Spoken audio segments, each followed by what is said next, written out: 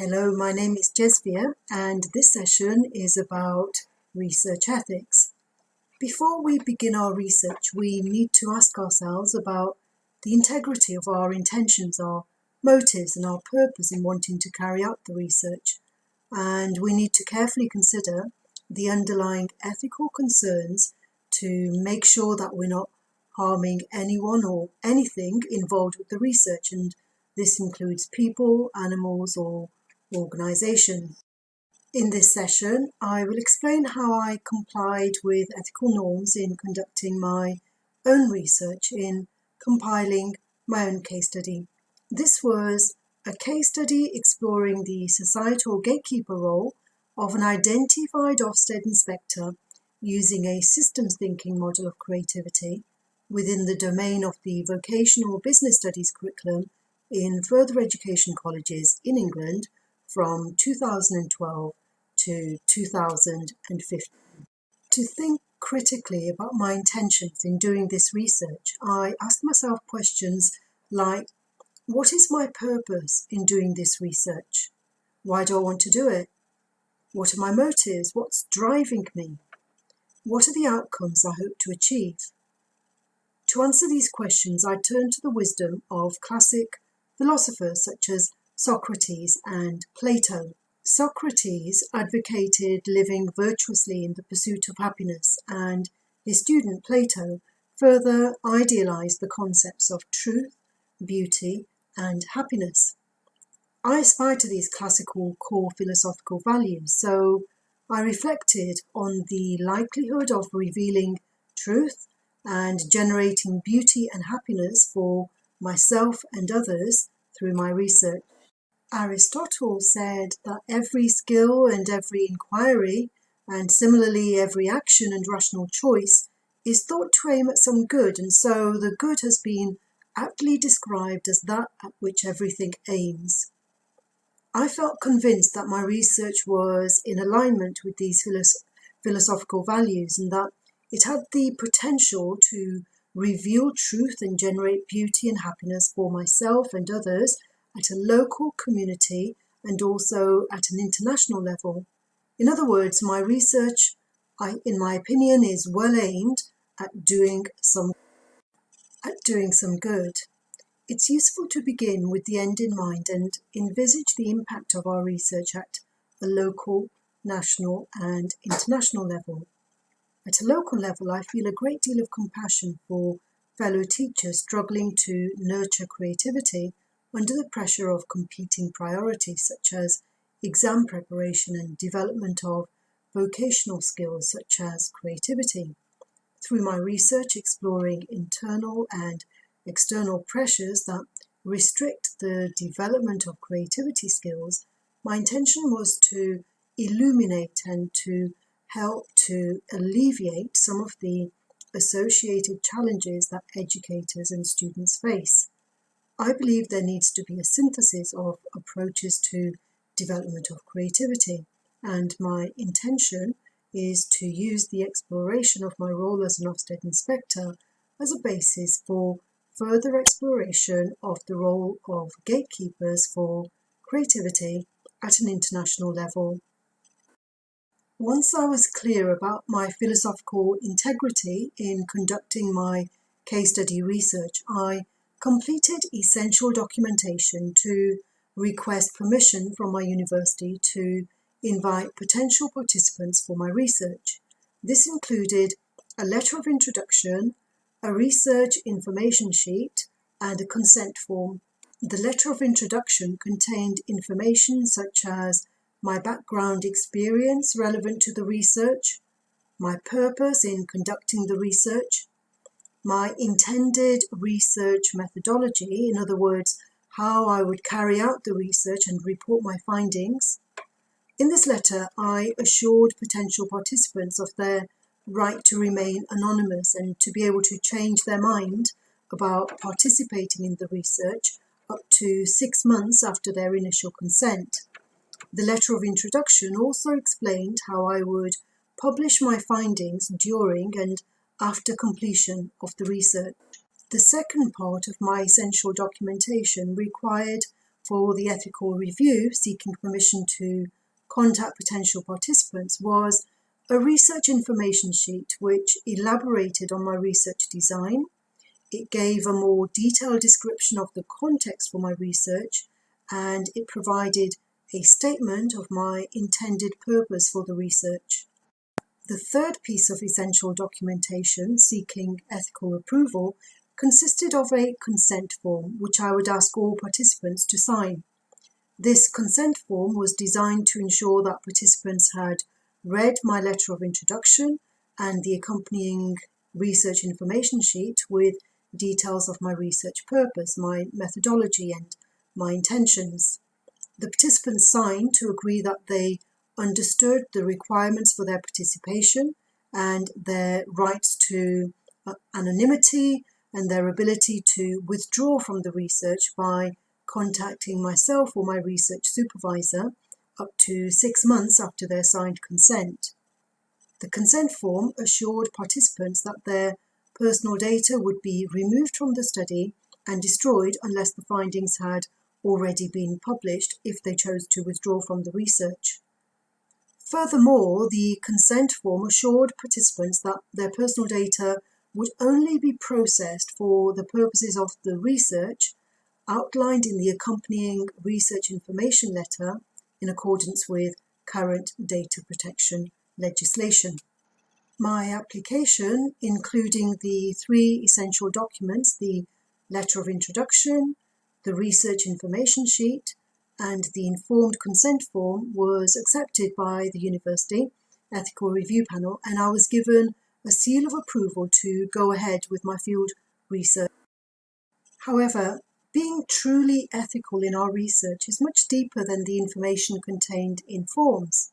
I believe that the core ethical values determining our strategies and actions while engaging in research lie in our professionalism and who we are as human beings, our ontological constitution, and most of these are not fully apparent on any forms that we fill in. For example, are we honest or dishonest in declaring our ideological biases, favouring research perspectives because they appeal to our deep-seated prejudices, biases and fears is not ethical, and it may lead to further confusion and narrow-mindedness instead of knowledge and expanded awareness. Formal ethical approvals do not usually reveal these deep-seated insecurities that may sway our judgments in carrying out research, and neither do the ethical approvals measure our low level of self-esteem or high level of insecurities that may cause us to interpret findings with distorted perceptions based on what we would like to see. So, in addition to gaining ethical approval by a panel of judges who may only have a superficial, if any, interest in our research, if we are experienced professionals, we need to rely on this professional integrity, acknowledging that while we are transparent about our ontological values and preferences, we remain unconscious of many of our biases and our preferences. One of the ways in which we can potentially distort our subjective interpretations, our findings and our conclusions is through our conscious and unconscious biases. In my research, I was conscious of personal biases such as a tendency to give more time and space to those that, like myself, advocate creativity in education. I attempted to avoid distortion of communication in my interviews through being conscious of these tendencies to give more time and attention to those who share similar values to myself. I avoided nodding in agreement at particular inputs. And although I smiled and laughed with the participant when appropriate, I was conscious that these types of gestures may steer the conversation in a particular direction. So I used a semi-structured interview schedule to remain on track with a focus on eliciting responses from the participant based on the themes for my research. Even though my research purpose was declared and transparent, I had to acknowledge that potential participants and the further education colleges they work for may feel threatened by the possibility of a hidden agenda. I've worked in over 50 further education colleges as either a teacher, education consultant, or Ofsted Inspector, and some potential participants may have been reluctant to take part in the research and to disclose information that may be used against them at some point. Even though I was transparent about my previous role as an Ofsted Inspector, and I clearly stated that I'm no longer affiliated to Ofsted, there was no guarantee that I would continue to be independent of Ofsted when I'd finished my research. This possibility may have led potential participants to suspect hidden agendas, dissuading them from participating. Those who did participate may have remained guarded as they didn't know me well enough to trust me or the transparency of the process. To avoid this negative impact of perceived hidden agendas, I highlighted transparency as a core ethical value in my research. Throughout my research, my aims remained transparent rather than covert, and there was no deception involved. I declared my previous role as an Ofsted Inspector and my current role as an education consultant. To make sure that these roles didn't conflict with my role as a researcher, I interviewed business teachers who I had not inspected previously and who I had not coached in my role as an education consultant. There's also the question of ethics regarding political implications of our research. For example, as Reason and Bradbury suggest, if certain voices are absent in the debate, their non-participation is interpreted as their own apathy or inefficacy, not as a process of exclusion from the political process. For my research, I invited participants through the principals of the further education colleges where they work. At least 5 principals made the decision on behalf of their staff that they were too busy to participate. There are deep underlying political implications to be explored regarding exclusion of further education members of staff from current research. However, I had to remain within the ethical parameters of my research, and this meant avoiding the temptation to veer away from my declared purpose, my intent, and the motives for my current research. Even though I'm intrigued by questions emerging from my research, such as why is there so little academic research conducted by further education specialists? Why is the voice of vocational further education teachers so silent in academia?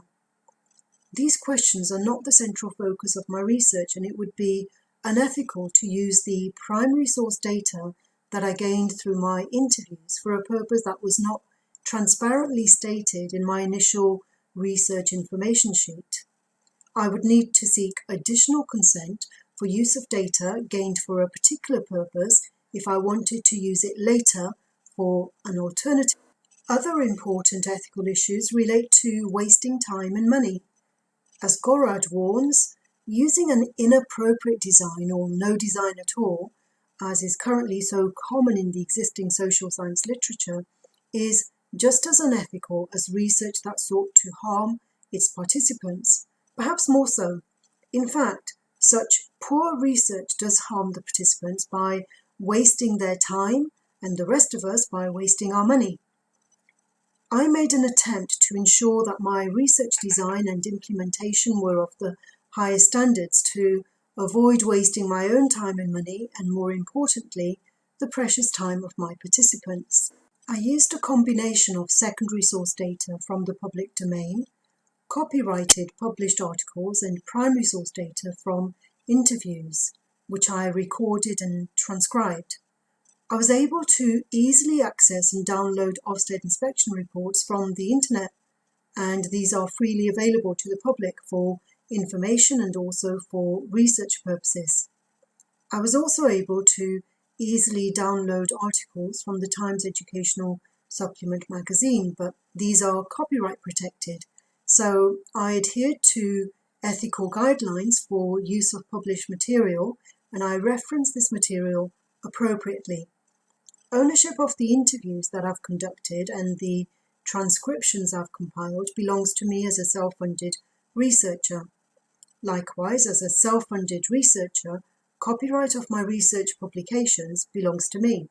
The Cambridge Dictionary defines plagiarism as the use of another person's ideas or work pretending they're your own. There have been famous cases where highly respected academics and professionals such as Dr. Raj Basoor and celebrities such as Melania Trump have been accused of plagiarism. When people are already highly successful and have more to lose than to gain from plagiarism, their actions are often taken to be carelessness rather than deliberate dishonesty. However, even carelessness is unethical when a speech has been copied and pasted. For example, Melania Trump's speech in her role as First Lady of the USA. To avoid this, just don't copy and paste text. If you do need to copy and paste large chunks of text when you're making notes for your research, discipline yourself to always put the chunks of text in inverted commas to remind yourself they're quotes and not your own words. Make sure you add the reference next to each quote. I use online software called EndNote for referencing, which means that all books, articles, and websites I've used for my research are clearly archived online, and I can add a reference to my writings with just a few clicks in the software. We need to make sure that we manage data in adherence to ethical norms, and this includes how we store data for long periods of time. I collected primary source data from 22 interviews, and I adhered to ethical guidelines in data management by ensuring that the electronic data for these interviews is on a safe, password-protected external hard drive, which is not subject to internet security threats such as viruses and hacking. The data I collected would only be used for the purpose for which it was intended, outlined in the research briefing that I sent to participants when they signed their consent forms. I coded the transcripts so that participants are not identifiable. The secondary source data that I collected from the public domain, such as social media comments, Ofsted Inspection reports, and the Times Educational Supplement articles, remains in the public domain. I'm not storing this data, and I've added clear references where I have used selected quotes in my thesis. Throughout my research, I remained in professional integrity, adhering to the rights of participants which were promised when they signed their consent form. For example, to honour their right to privacy, I ensured that all participants in the research remained anonymous by coding all the interview transcriptions so that their names and the further education colleges in which they work wouldn't be identified. I also remained conscious of participants' right to withdraw from the research. Even though they'd signed a consent form agreeing to take part in the research, I had to bear in mind that during the interviews they may have disclosed information that they later regretted or felt embarrassed about, leading to an inadvertent and perhaps unavoidable transgression of their informed consent. All my participants were reminded that they had 6 months from the date of our interview to withdraw from the research without any negative consequences for them. None of the 22 people I interviewed for my research raised any objections or concerns during or after my research, and none of them chose to withdraw. Participants volunteer their time and resources in taking part in the research, so it's ethical to practice the principle of reciprocity in providing them with regular feedback so they feel recognised and rewarded for their involvement in the research. I kept my interview participants informed with summaries of my research findings via email, short articles posted on my website, and short video clips posted on YouTube. To summarise research ethics, remember to stay true to your philosophical intentions. For example, truth, beauty, happiness. What's the purpose? What are your intended outcomes? Make sure you provide participants with transparent information about your research in as much detail as possible. Be aware of your own conscious and unconscious biases when you're collecting and analysing and interpreting data.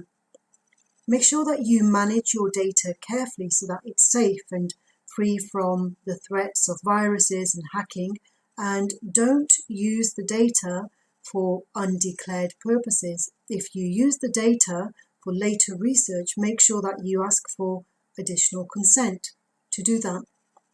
And above all, respect your participants. Make sure that they have the right to privacy adhered to, give them regular feedback, and make sure that they're aware that they are free to withdraw from the research should they wish to do so at a later stage, which is agreed by yourself, obviously before publication of your research information, but make sure that they are aware of their rights. I hope you've found this video about research ethics useful. Please feel free to contact me if you'd like a little bit more support in ensuring that you meet ethical norms throughout your research projects. You can subscribe to my channel here and contact me at jesvia@universityforlife.com if you have any questions or feedback for me. Speak to you soon. Bye for now.